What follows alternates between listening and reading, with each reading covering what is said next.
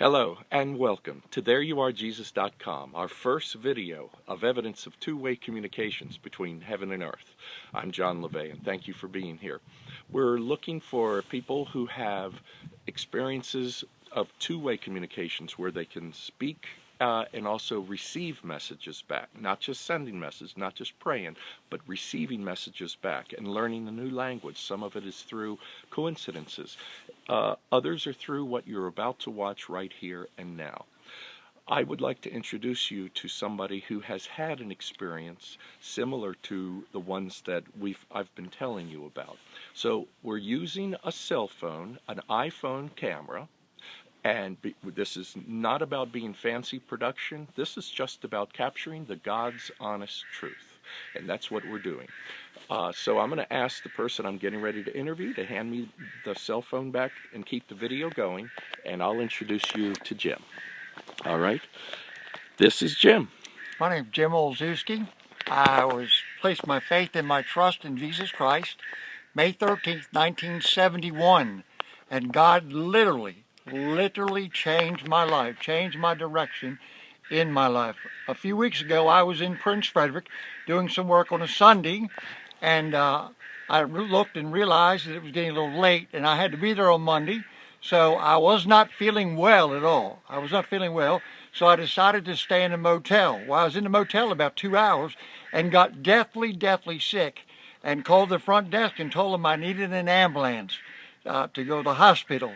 And they called the ambulance, and the fellow said, "What do you feel like?" I said, "I feel like I'm having a heart attack." And he put me, gave me oxygen, put me in an ambulance, priority 1 to St. Mary's Hospital. I rolled into the hospital, and a few doctors were on me. They gave me some medicine to kind of, I guess, take the problem with my heart away. And I laid there on oxygen with heart monitors, and nurses and doctors were coming in and out the whole time. And about 2 hours later, I got some more pains, and they gave me some more medicine. And then the main doctor came in, and he said, "Listen, I believe you had a major heart attack here." And I was kind of shocked by it, because I never had a heart attack before. I was running 3 times a week, 5 miles, and all of a sudden I'm in the hospital with a heart attack. So I had that heart attack. And he said, "Listen, we're going to take you to the operating room because it looks like you have some fluid on your lung, on your right lung."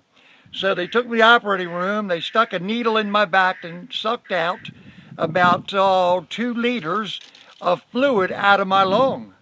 And he checked my heart, and he said, "Listen, your heart is very weak." My heart was only beating like between 30 and 40%. So it was not good. He said, "Listen, we cannot do the work here. We're going to have to send you to Washington Hospital Center, but we've got to stabilize you first before you go there." So they got me stabilized. They put me in an ambulance, and I took a ride to Washington Hospital Center. When I got there, again, I had doctors and nurses on me, heart monitors on. I was in the critical care unit of the Washington Hospital Center. They took very good care of me. I was there, and the doctor came and he said, "Listen, we're going to do a heart catheter on you tomorrow." So the next day, they came up, they prepped me, took me down, and did a heart catheter on me, put 3 stents in my heart, and said, "You'll feel a lot better." And I did after the stents. They sent me back to the room. I could not move for 5 hours. And I laid in the hospital bed. And as you lay in a hospital bed, in a hospital, you sort of think a little bit about your life. I mean, that got my attention and made me think about my life, the direction my life was going, and what my life was all about. And literally, it let me think a little bit about God, too, because God is in control of everything. So I lay there. The next day, I got up. I could not breathe. I could not breathe. The nurse came in and called the doctors immediately. They put some oxygen on me and said, "Listen, we're going to have to put a chest tube into your side." And I said, "This is going to hurt." And they said, "Nope, don't worry about it. We're going to numb it up. You won't feel anything." So I can imagine, can you imagine a chest tube going into your side? They don't have no x-rays. They're feeling your ribs, between the ribs, to stick this chest tube in. So they put the chest tube in, and I felt 100% better. I could finally breathe. When they put the chest tube in, all kinds of fluid, all kinds of different colored fluid and blood came out from literally around my heart and my lung. I was okay. I felt good. Everything was wonderful. Went to bed that night, got up the next day, and was laying there, and I felt kind of unusual. And nurse came in and said, roll over and let me check your test tube. And immediately when I rolled over, there was probably between 2 and 3 pints of blood that I had bled out during the night. And I could literally feel my life leaving my body. She immediately called the doctors. I think 4 doctors came in, 3 nurses came in, and they examined me. They looked at me and said, one of the doctors said, listen, let's take him to the OR. We don't have time to go to the OR. He can't have an operation. He just had stents put into his heart, and we can't take him down there. The chances of him surviving are slim and none.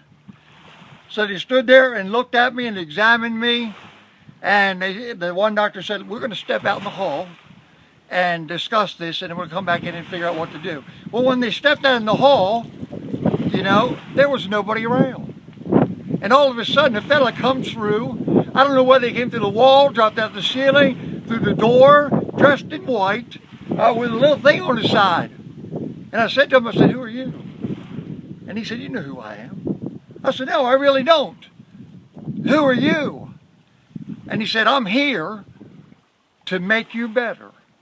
And he walked over to my bedside, took the thing along his side, touched where it was bleeding at, and he said, now listen, you're going to be okay. And the only thing I can think of in the Bible in Ezekiel chapter 9, there's a man in white linen with an inkhorn by his side. And when I saw him, I thought, that's who it is. The Lord Jesus Christ. He just stepped into the room, touched my body, healed my body, and was gone. And was gone.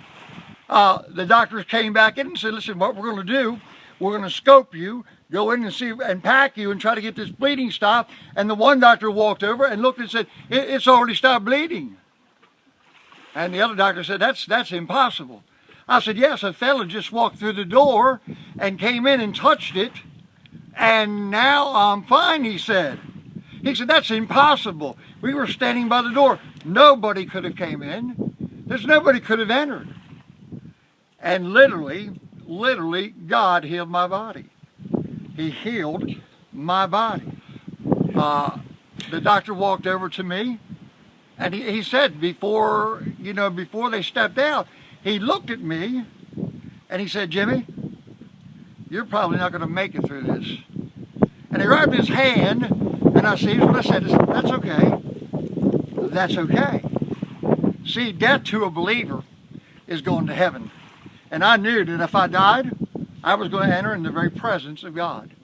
Did God change my life when I was in the hospital? He changed my direction again. Gave me something to live for, literally.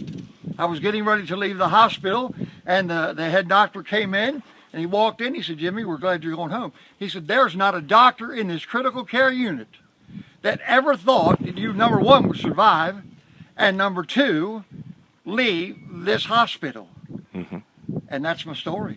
Yeah, and that is a clear feeling that you met Jesus Christ. Yeah, exactly.